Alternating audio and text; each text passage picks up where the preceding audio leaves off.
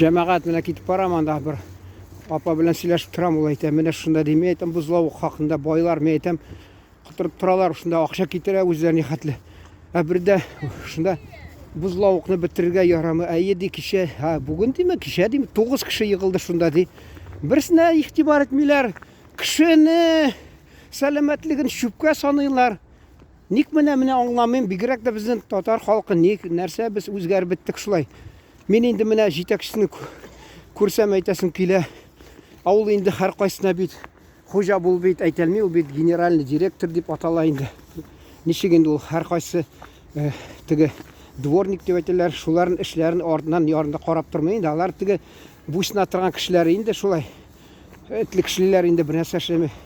Бәлки берәү туганын көткәндер шунда, авыл эшләмидер, акчасын алып кына торадыр инде. Үзенчә инде уйлый, менә мин яхшы кеше дип. Ярый, менә шунда тамам. Исән сау торыгыз, үзегез саклагыз, бузлавыкта сау булыгыз.